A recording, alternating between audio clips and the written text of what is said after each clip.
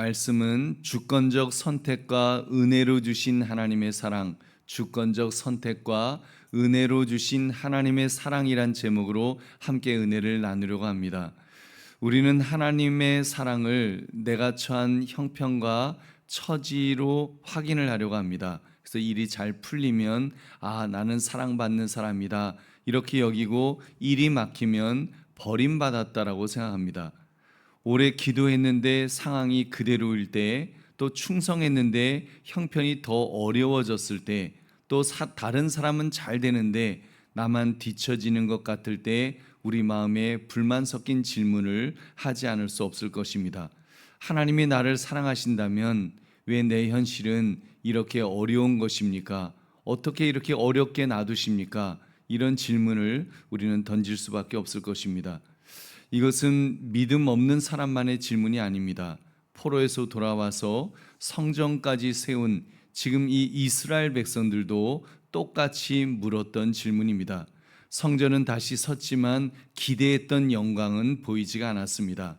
나라는 여전히 작았고 살림은 여전히 고달팠습니다. 그때 하나님께서 이스라엘 백성들에게 먼저 말씀하였습니다. 내가 너희를 사랑하였노라.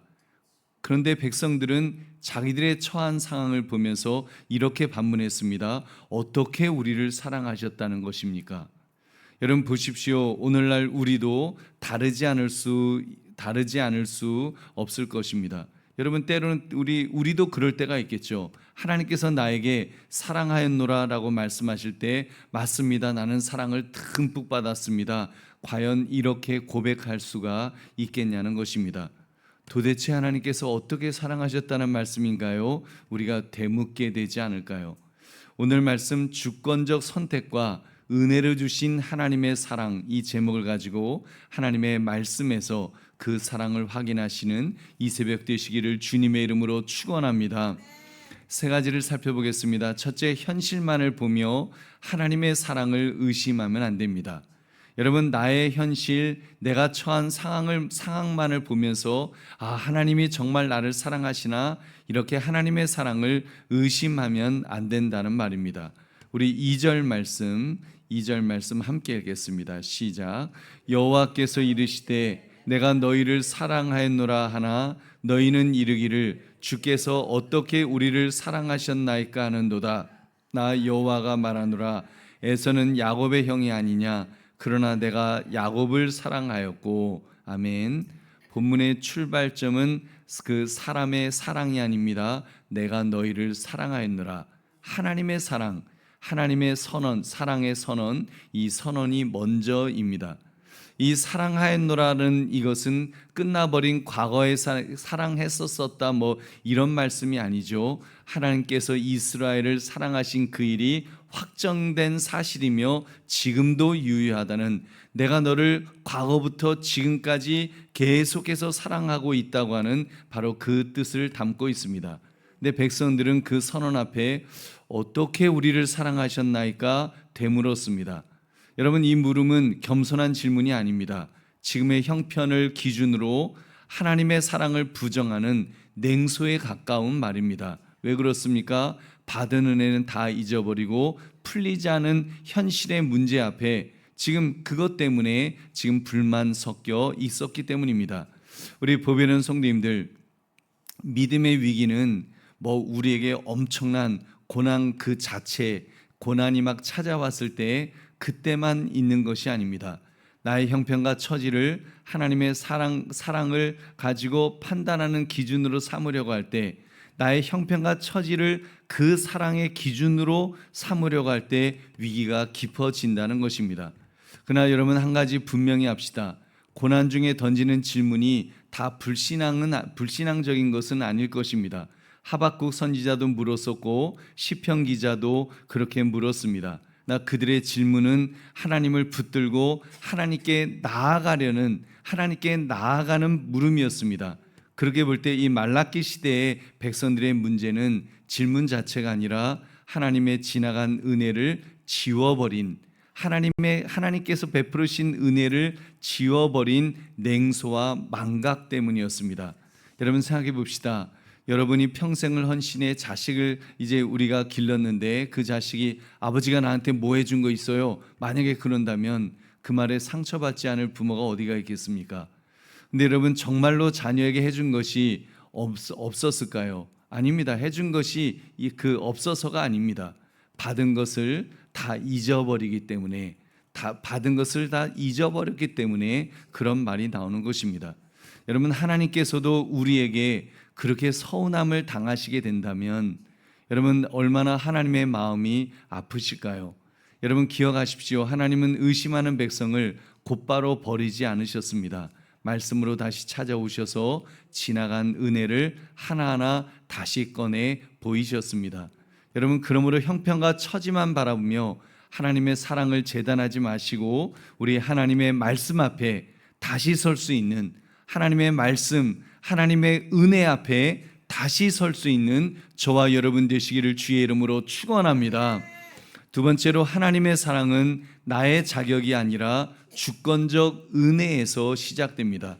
하나님의 주권적 은혜, 하나님이 우리를 사랑하셨을 때, 내가 하나님의 사랑을 받았을 때 그때 보니까 나의 자격 때문이 아니라 주권적 은혜에서 하나님의 일방적인 그 은혜, 사랑에서 시작되었다는 사실입니다. 우리 2절, 3절 말씀 같이 읽겠습니다. 시작.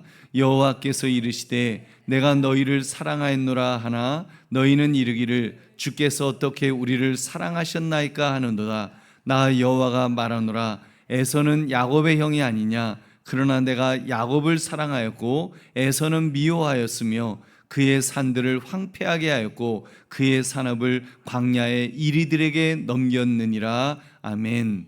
하나님께서 그 하나님의 사랑을 증명하시는 방법을 보십시오.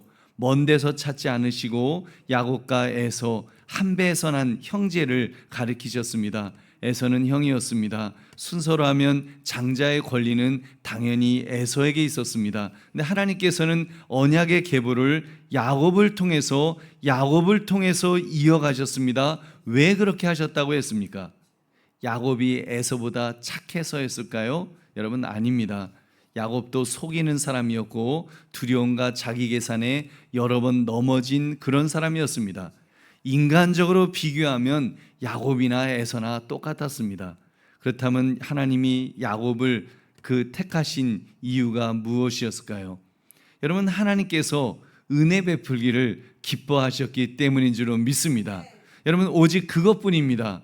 야곱을 사랑하셨다. 여러분 오늘 성경이 말씀하는 건 그거죠. 하나님께서 야곱을 사랑하셨다. 이것이 하나님의 선언입니다. 우리 보배로운 성도님들, 이것이 바로 복음인 줄로 믿습니다. 바로 이것이 복음입니다. 바울은 로마서 9장에서 이 말라기 말씀을 그대로 가져다 썼습니다. 야곱은 사랑하고 에서는 미워하였다. 여러분 이 말씀을 통해서 구원이 이 말씀을 하신 이유는 다른 것 아닙니다. 구원이 사람의 의지나 자격 조건이 아니라 긍휼히 여기시는 하나님께 달려 있음을 선포하신 것입니다. 여러분 우리가 하나님을 먼저 찾은 것이 아니라는 말씀인 것입니다. 하나님께서 죄인된 우리를 그리스도 안에서 먼저 택하시고 값없이 의롭다 하신 줄로 믿습니다. 그러니 나의 구원이 흔들리는 나의 믿음의 세기에 따라서 믿음의 크기에 따라서 달려있지 않다는 말씀입니다. 변하지 않는 하나님의 은혜에 달려있음을 믿으시기 바랍니다. 하나님의 전적인 은혜에 달려있기 때문에 우리의 믿음은 우리의 구원은 흔들리지 않는 것입니다. 여러분 이 은혜는 우리를 교만하게 하지 않고 오히려 낮아지게 만듭니다. 나는 자격이 있어서 택함 받았다가 아니라 나 같은 자를, 정말 나 같은 자를, 아무 자격 없는 나 같은 자를 값없이 택하셨다. 여러분 이 고백이 참된 성도의 모습인 줄로 믿습니다. 그러므로 내 공로를 내려놓고 값없이 택하신 그 은혜만을 붙드시기를 주님의 이름으로 축원합니다. 세 번째로 하나님의 사랑은 역사를 다스려 마침내 하나님의 크심을 드러내신다 그랬습니다. 역사를 다스려서 마침내 하나님이 얼마나 위대하신 분인가를 드러내 보이신다는 말씀입니다. 우리 4절 말씀 함께 읽겠습니다. 시작. 에돔은 말하기를 우리가 무너뜨림을 당하였으나 황폐된 곳을 다시 쌓으리라 하거니와 나 만군의 여호와는 이르노라.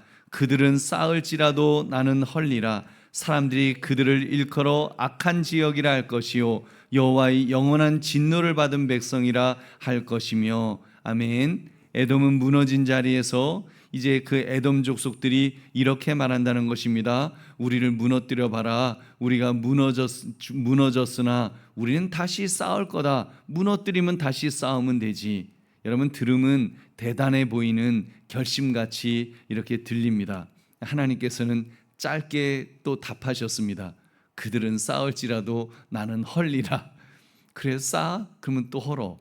여러분, 오해하지 맙시다. 하나님께서 무너진 삶을 다시 세우는 일 그 자체를 금하시는 것이 아닙니다. 사업을 다시 일으키는 것, 넘어진 자리에서 다시 일어서는 것, 그 자체가 죄가 된다는 말씀이 아니죠. 본문이 책망하는 것은 하나님의 심판 앞에서도 돌이키지 않고 회개하지 않고 오직 자기 힘으로 자기 운명을 다시 세우겠다는 바로 그 교만을 지적하신 것입니다. 여러분 보십시오. 사람은 쌓고 하나님은 허신다면 결국 무엇이 남겠습니까? 여러분, 하나님의 은혜를 떠난 자기 제거는 끝내 서지 못합니다. 여러분, 그렇다면 5절은 어떻게 끝이 납니까? 우리 5절 같이 읽겠습니다. 시작. 너희는 눈으로 보고 이르기를 여호와께서는 이스라엘 지역 밖에서도 크시다 하리라. 아멘. 이스라엘 지역 밖에서도 위대하시다. 지금 그렇게 말할 것이라는 것입니다. 하나님의 사랑을 의심하던 백성들이 마침내 무엇을 고백하는 겁니까? 여호와께서는 정말 위대하십니다. 이스라엘 밖에서도, 이스라엘 지역 밖에서도 크신 분이다라고 그렇게 고백하게 된다는 것입니다. 놀랍지 않습니까? 시작은 사랑에 대한 의심이었는데 끝은 하나님의 크심에 대한 고백입니다. 그리고 그 크심은 이스라엘 안에만 갇힌 크심이 아닙니다. 교회 안에만 갇힌 크심이 아닙니다. 이스라엘 경계를 넘어서 온 세상을 다스리시는 그런 크심인 줄 믿으시기 바랍니다. 보배로운 성도님들, 그러니 택하심의 은혜는 우리만 특별하다 우월감으로 끝나면 안 될 것입니다. 그 은혜는 찬양으로 이어지고 그리고 하나님의 이름을 열방에 전하는 사명으로 이어져야 될 줄로 믿습니다. 하나님의 택하심은 우리를 망치지 않습니다. 우리를 버릇없는 아이로 자기밖에 모르는 이기적인 아이처럼 만들지 않으십니다. 이스라엘 백성들이 실패했다면 그런 부분에서 실패했죠. 자기들만 잘났다고, 자기들만 선민이라고. 여러분, 하나님은 그렇게 두지 않으십니다. 낮아지게 하시고 감사하게 하시고 세상을 향해 하나님을 전하게 하실 줄로 믿습니다. 그러므로 내가 특별한 사랑을 받았다며 교만에 빠지는 것이 아니라 겸손히 하나님 앞에 엎드릴 수 있는 저와 여러분 되시기를 주님의 이름으로 축원합니다. 말씀을 했습니다. 하나님께서 우리에게 너가 나를 얼마나 사랑했느냐고 먼저 묻지 않으십니다. 내가 너를 사랑했다라고 먼저 말씀하십니다. 그런데 이 사랑이 가장 분명하게 드러난 자리가 어디입니까? 바로 십자가죠. 어떻게 우리를 사랑하셨나이까? 이 물음의 대답은, 마지막 대답은 갈보리에서 하나님께서 우리에게 주셨습니다. 참 하나님이신 그분이 참 사람의 몸을 입으시고 우리가 아직 죄인 되었을 때 우리를 위하여 죽으신 줄로 믿습니다. 우리가 먼저 하나님을 사랑한 것이 아닙니다. 하나님께서 자기 아들을 아끼지 않으신 것입니다. 그러니 지금 이해되지 않는, 지금 내가 처한 어떤 형편이 있다 할지라도 우리를 그리스도의 사랑에서 끊을 수 없습니다. 할렐루야. 그리고 그 십자가에서 악이 이긴 것처럼 보였지만 하나님께서는 사흘 만에 아들을 다시 살리시고 부활로 그를 높여주신 줄로 믿습니다. 야곱을 통해 이어진 그 언약의 계보는 마침내 예수 그리스도에게 이르렀고 그 이름은 이제 이스라엘 경계를 넘어서 온 열방 가운데 높아지고 있는 줄로 믿습니다. 우리도 여전히 하나님의 그 이름을 높이는 그 일에 우리가 쓰임 받아야 될 줄로 믿습니다. 땅끝까지 복음을 증거해야 될 줄로 믿습니다. 그러므로 주권적 선택과 은혜를 주신 이 하나님의 사랑, 이 제목처럼 오늘 하루도 사랑받으려고 애쓰는 하루가 아니라 이미 그리스도 안에서 우리는 사랑받은 자로서 믿고 순종하는 우리 모두가 되시기를 주님의 이름으로 축원합니다. 우리 기도하겠습니다.